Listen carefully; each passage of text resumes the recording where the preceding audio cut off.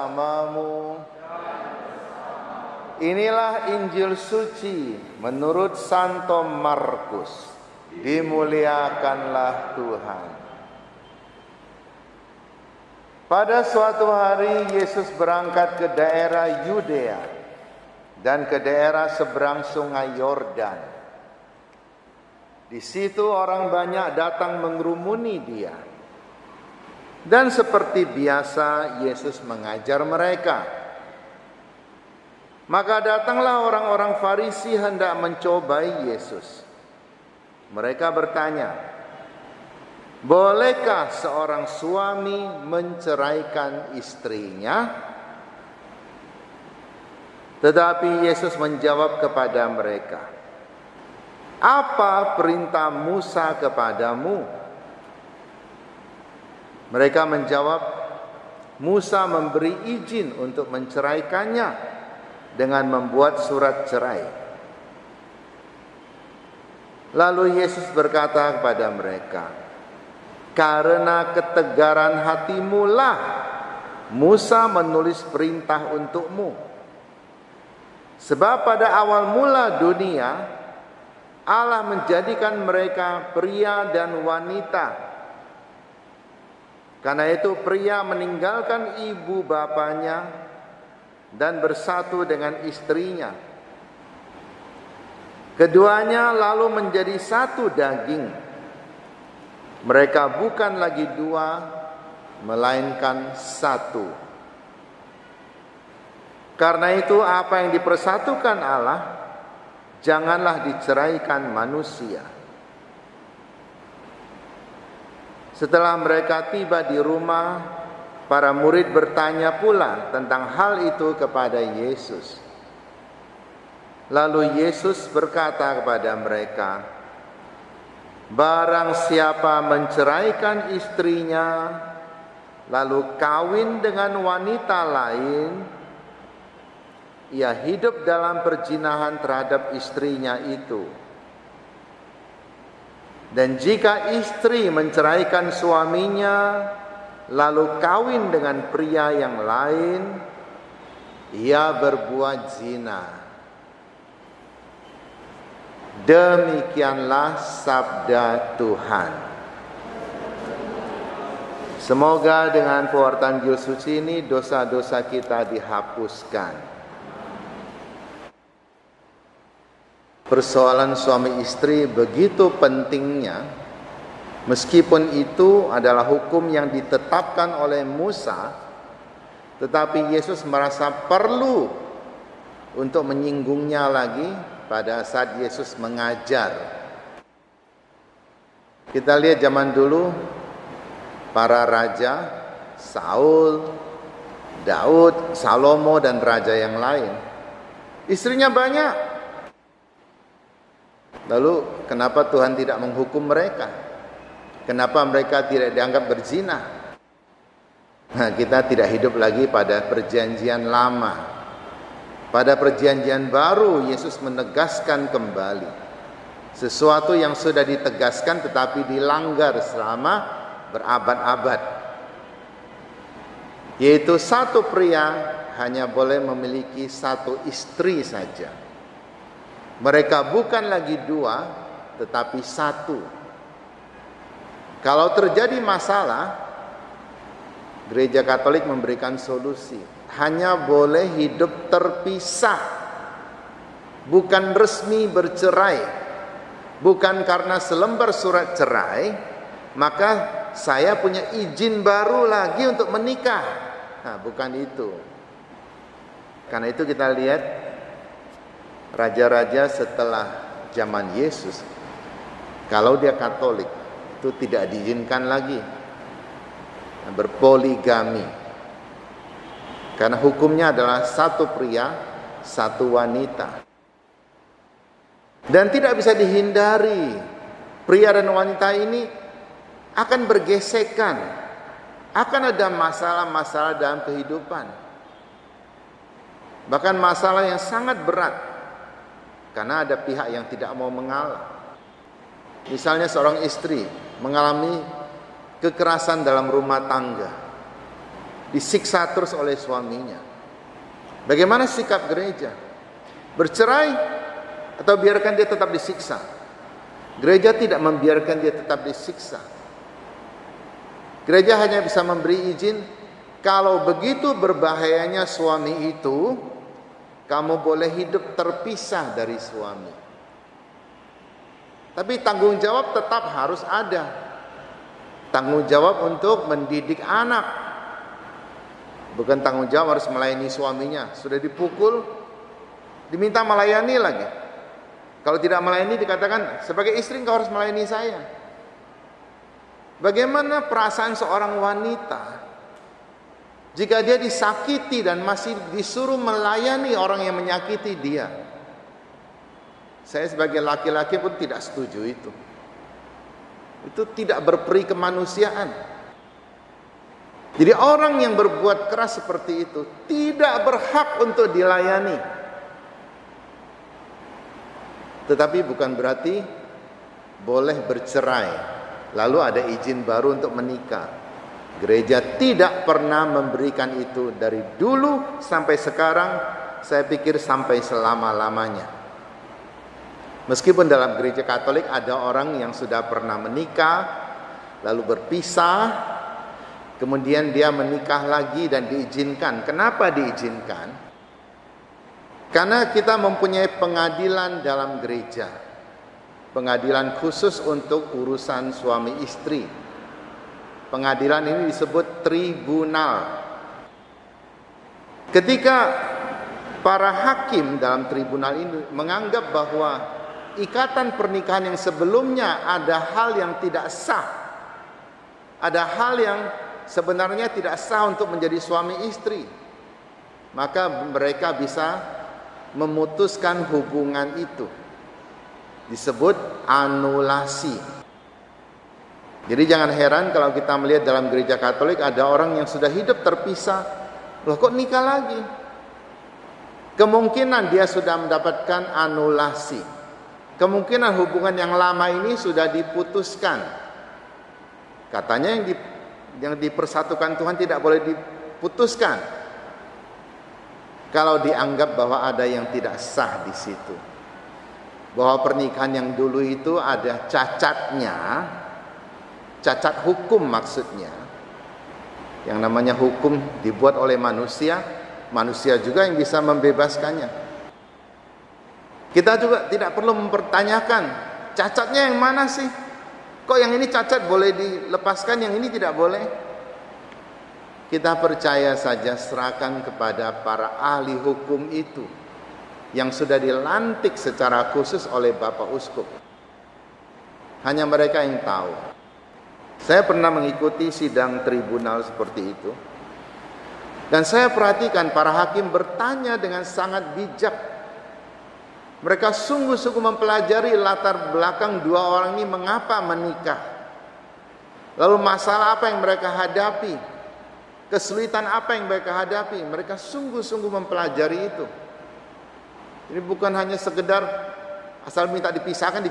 Tidak gampang. Di keuskupan kita ini, sampai hari ini, kalau kita mau mengajukan pengajuan minta anulasi, ini tidak gampang loh. Sampai hari ini, masih ada 2000 kasus yang tergantung, belum selesai. Dan para hakim tidak semua tinggal di Medan. Mereka tinggal di Siantar, tinggal di tempat lain. Ketika harus mengadakan sidang, mereka harus datang, menempuh perjalanan, mempelajari bersama-sama, baru membuat keputusan. Setiap bulan belum tentu ada 5 kasus yang selesai. Kadang-kadang ada kasus yang ditolak juga. Jadi tidak gampang. Gereja Katolik tidak gampang-gampang memisahkan orang. Jadi jangan kita salah mengerti.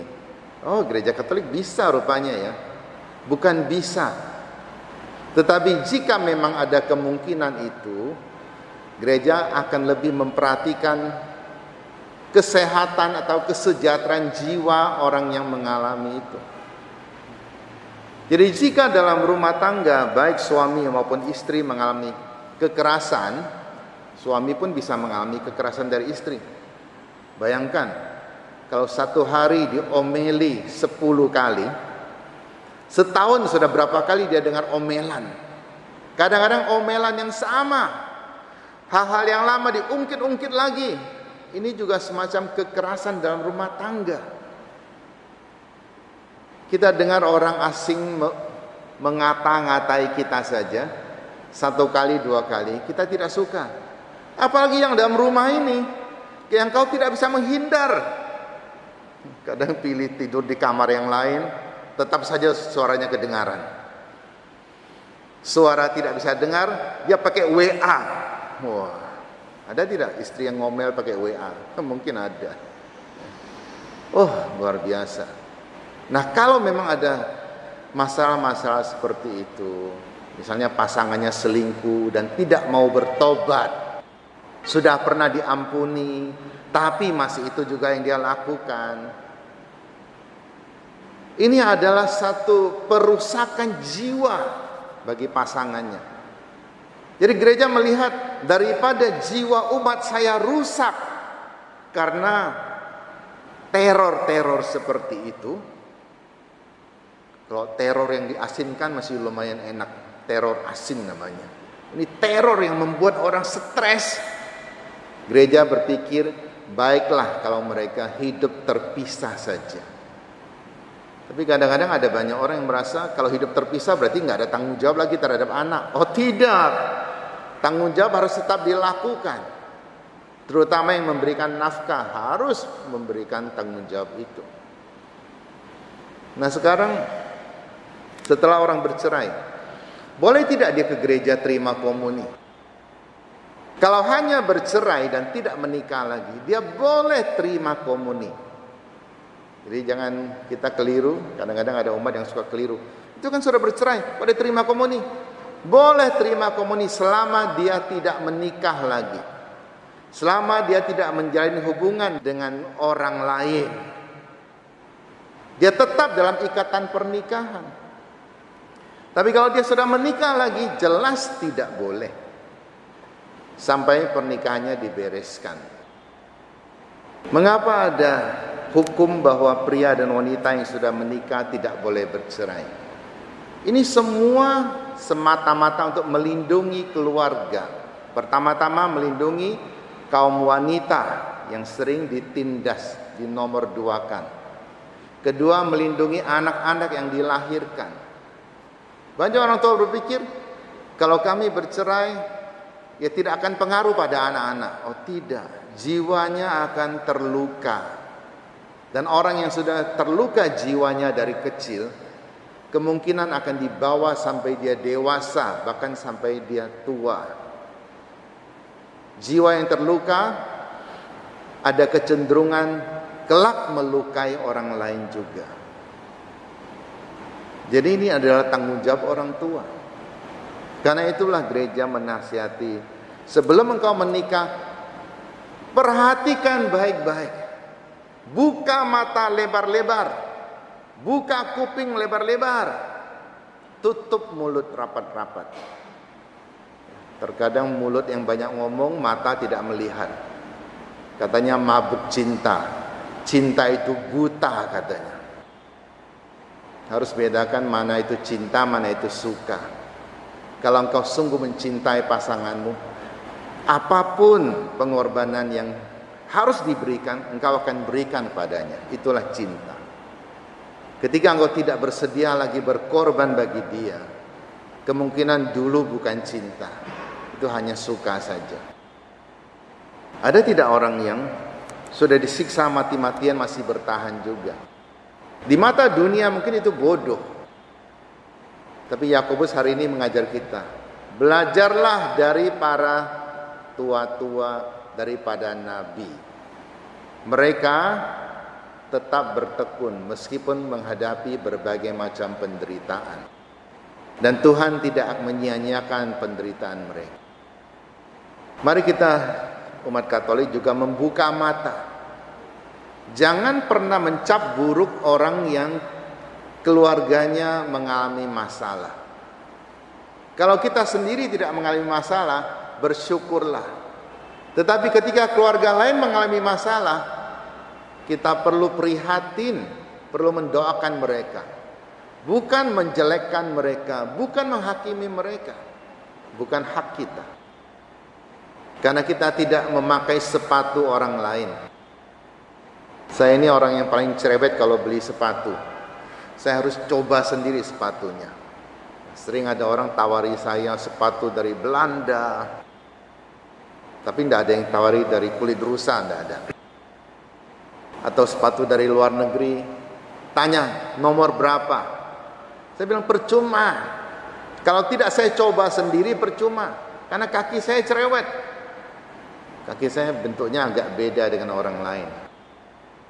Kalau lihat sepatu saya, pasti bolong di bagian kelingkingnya, kiri kanan. Pasti bolong di situ. Kenapa? Karena kelingking saya ini terlalu aktif, terlalu agresif, hiperaktif dia. Jari yang lain tidak seperti itu. Maka saya harus coba mana sepatu yang paling cocok untuk saya. Sama, kita tidak memakai sepatu orang lain. Jadi jangan menghakimi kalau lihat orang lain mengalami kesusahan. Kemungkinan kita mengalami kesusahan pun orang lain tidak mengerti. Dan kita tidak mau dia menghakimi kita. Maka hari ini Yesus menjawab pada orang-orang Farisi itu.